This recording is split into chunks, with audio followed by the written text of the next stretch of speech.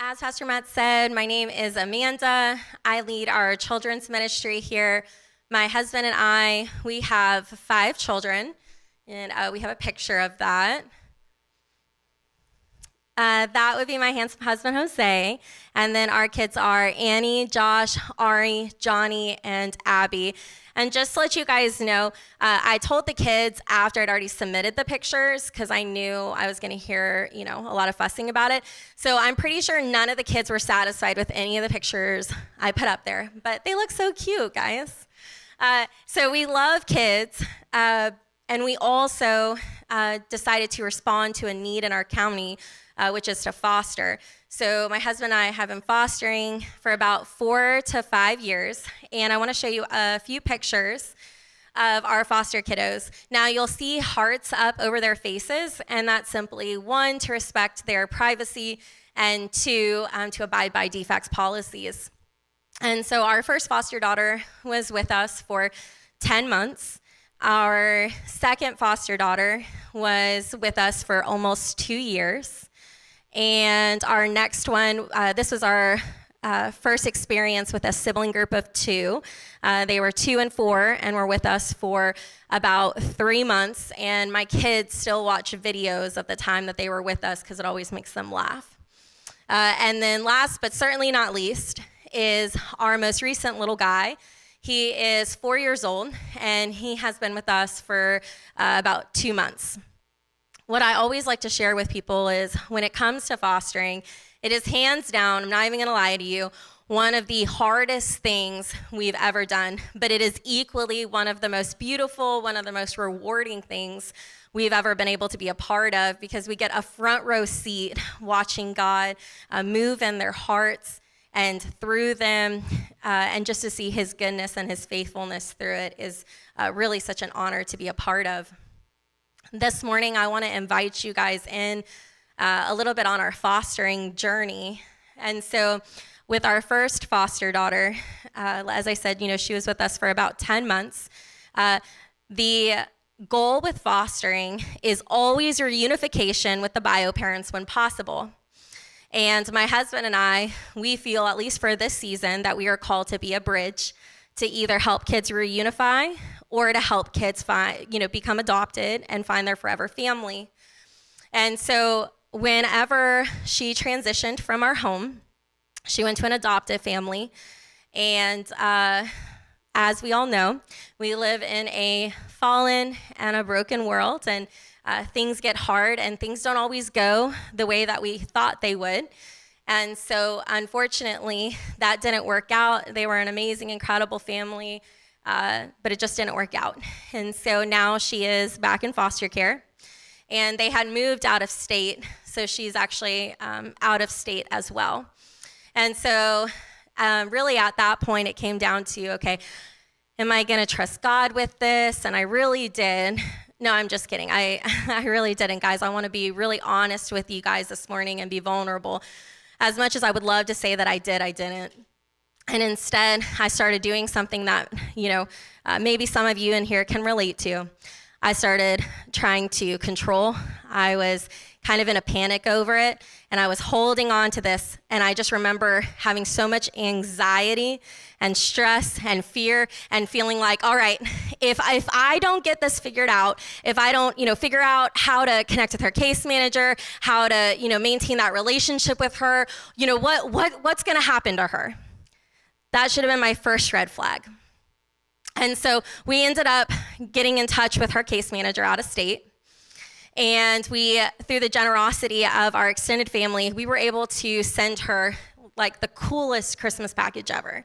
Okay, it had all the things: jewelry, makeup, arts and crafts type, like journals and gel pens, and an AirPod and an iPod, because she loved music and she had just like an absolute gorgeous voice.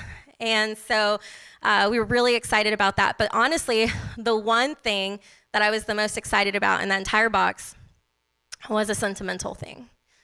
When she first came to our house, one of the things she brought with her, one of the few things she brought with her, was a Jiminy Cricket stuffed animal. And it had been given to her by somebody who had passed away and was no longer with her. And that stuffed animal meant everything to her. She was very protective over it. Nobody else could touch it. She had a really strong attachment to it. And so I found one online that was the exact same size, little Jiminy Cricket stuffed animal. We got it in the package, and I was just so excited, so full of anticipation that on Christmas morning, when she opens up this package, that she would see Jiminy Cricket in there, and that she would be reminded that she's not alone. She hasn't been forgotten about, but that we still love her, we still think about her, we remember the things that she loves, and that she would ultimately be reminded of how much God loves her. And so Christmas came and went, I was, reach out to the case manager, hear nothing. And then finally, I pushed for a phone call or asked for a Zoom call so we could have a chance to connect. And then it was at that point that she told me, you have no right to her. You are not related to her. We're not going to allow you to have contact with her. So we never even knew or heard if she actually got her Christmas gift, filled with letters, not just from my husband and I, but from our kids and pictures. I was devastated. I was absolutely devastated. And I was so angry and I was so frustrated. And again, just keeping it real, I started kind of obsessing about it, okay? Not really telling people I was obsessing about it, but it took up a lot of space in my mind. It was creating a lot of stress, a lot of anxiety, and I just kept feeling like I was responsible. When we invite these kids into our home, for however long they're with us, we are responsible for providing a safe and loving home for them. We're responsible for making sure their needs are being met. We're responsible for making sure that they feel seen and heard and valued and loved. And then we do those things, and then one day they leave. And we don't always get to see or know how they're doing afterwards. And it's sometimes not the picture of what we had hoped that things would be for them, especially when we thought, oh, here's the forever family. And so I started kind of coming up with the plan. There's another problem, right?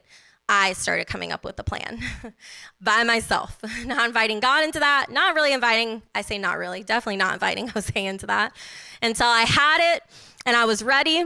And I sat down with my husband in the kitchen one day, and I was ready to go.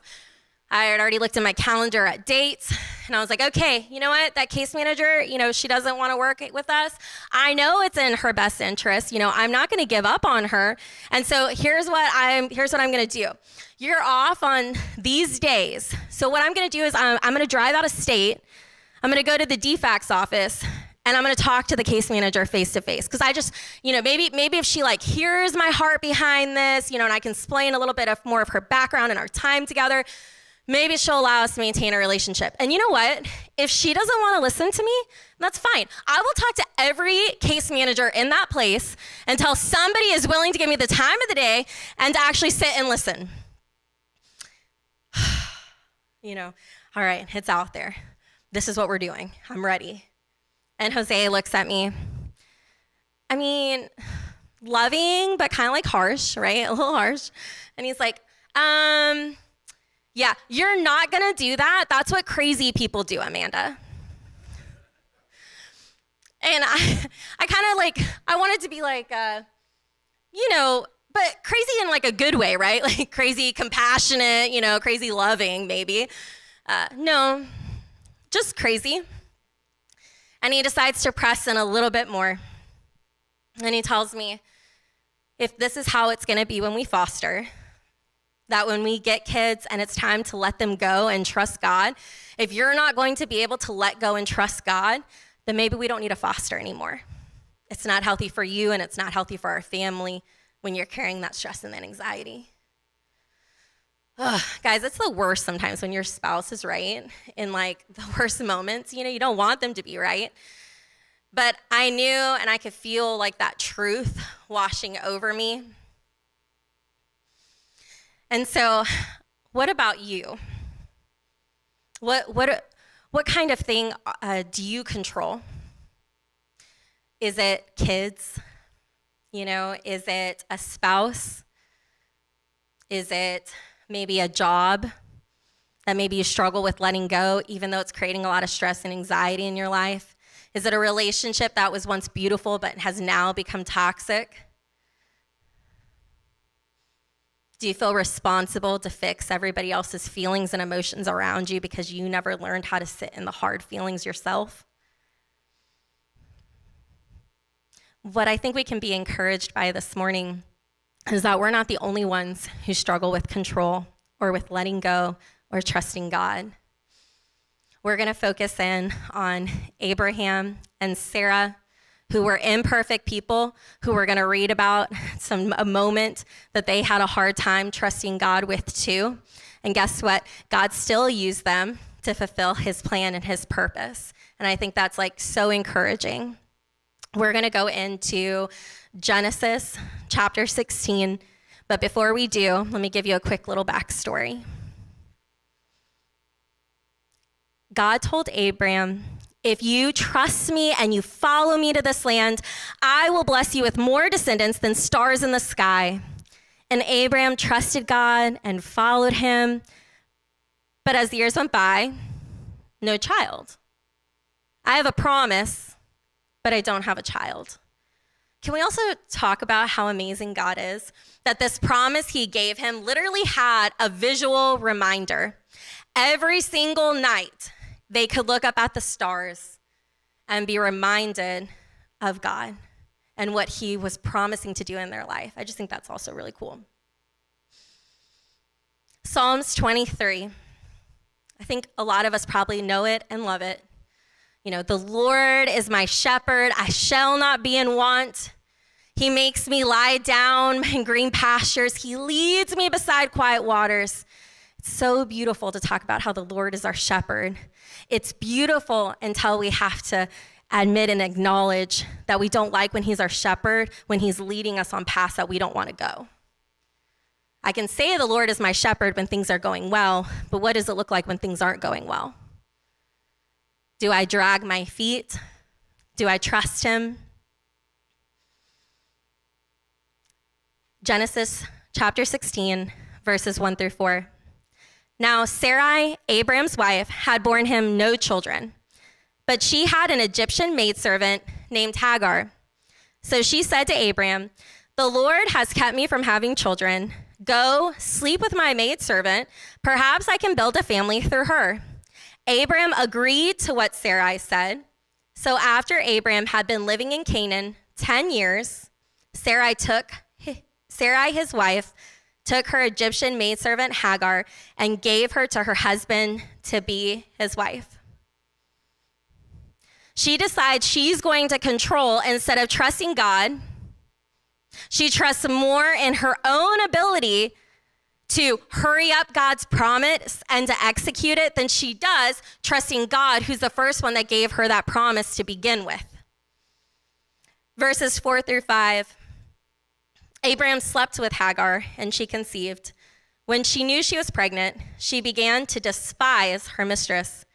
Then Sarai said to Abram, you are responsible for the wrong I am suffering. I put my servant in your arms, and now that she knows she's pregnant, she despises me. May the Lord judge between you and me. When I read this, it was a little comical to me, right?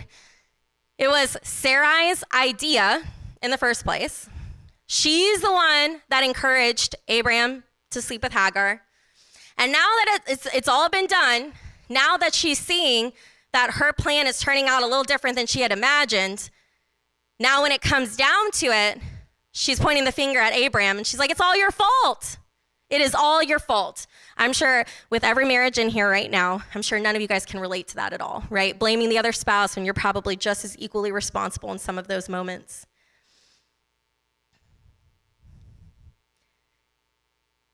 Would it have been nice if maybe Abraham had, acted as a spiritual leader in that moment and maybe been like, no, we're going to trust God with this. It would have been great, but obviously it didn't work out that way. And what we see is Sarai's life has become increasingly difficult because of her own disobedience, because of her own desire to control. She thought she could produce God's promise on her own, but the only thing she was able to produce was strife and grief and discontentment between her and her husband. Think about the dynamic, the relationship, the way it shifted between her and her maidservant. And we see as her heart begins to get bitter and hardened to the point that in chapter 16, verse 6, we see Abraham's response is, "Your servant is in your hands. Do with her whatever you think is best." Then Sarai mistreated Hagar, so she fled from her. Now, Hagar ends up running away into the desert. Think about how bad this must have been for her. None of this was her choice. She didn't have a voice. And now she's in the desert and she gets to a place where she just wants to die.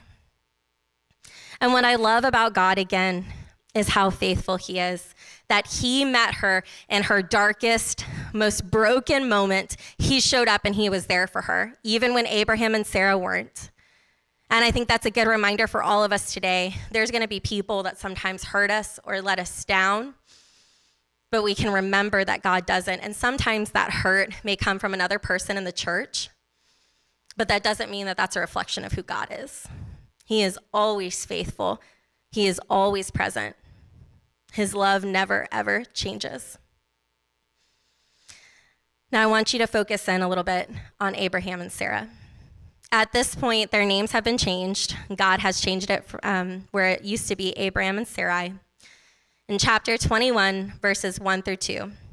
Now the Lord was gracious to Sarah, as he had said, and the Lord did for Sarah what he had promised.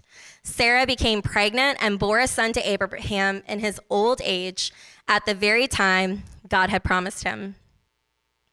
God came through in his timing. Abraham was around 100 years old. They had waited 25 years for this promise. Their son, Isaac, was a testament of God's faithfulness even when they weren't. Verses 6 through 7. Sarah said, "God has brought me laughter, and everyone who hears about this will laugh with me." And she added, "Who would have said to Abraham that Sarah would nurse children? Yet I have borne him a son in his old age." I loved this quote. God wanted Sarah and Abraham to be so old that the birth of their son would be a miracle of God and not a marvel at human nature. He's a testament to God's ability to do the impossible. Now, it's easy to talk about what trusting in God looks like. It's easy to say, oh, yeah, okay, well, when it comes down to it, I can trust God, but what does that actually look like? For us, with our second foster daughter that was with us for almost 2 years, when she transitioned from her home, she went to an amazing, incredible, adopted family. She was there for 6 months. And then, just like with our first, things got hard. Things don't always work out the way that we thought they would. And she went back into the foster care system. And that was incredibly brutal. I think one of the ways that we can kind of test where our healing's at is when the same thing starts to happen twice. How do we respond? Are we thrown back into that trauma from the first one? Are we reacting and responding the same way we did in the first one? Has healing take place? Have we grown at all? What's our response in those moments? It was so incredibly hard. I cannot tell you guys how many times I cried, how many times I cried out to God. There were a few differences in how I navigated our first and our second girls. I think one of the biggest differences was instead of it was all on Amanda and all on me to think through this and come up with a plan, instead I invited God into that process. And I remember crying out to him and telling him, we are trying to be faithful and obedient to what we feel you've called our family to. We are trying to foster, we're trying to do this whole thing, but I feel like my heart is being like torn into two. I can't have this happen a second time. Please, God. All the raw feelings, even some anger towards God. I mean, I just talked with God about all of it. I allowed myself to be vulnerable with him and to trust that there was a safe space. I was hoping that we can maintain a relationship. And that's what I asked God. Please, can we at least see a win here? You know, can we see a little bit of where she's ending up, or to know that she's okay and that she's safe? And thankfully, God was so gracious and so good to us, and our case manager allowed us to maintain some sort of a relationship. We were able to do phone calls with her. And so we were so grateful and so thankful for that. But what we also really wanted was in-person visit. It was important to our girl. She had asked for that numerous times. In fact, she had been told that she would get that from other people. And now we were advocating and fighting for that. And we started hitting a dead end again. And I think the second thing that looked different was, instead of keeping it in and not only inviting God into the process, but I invited other people into the process. And not just other people to just talk about it, but I also allowed time where, yes, I can share my heart, but then there's time to be quiet and be still and to listen.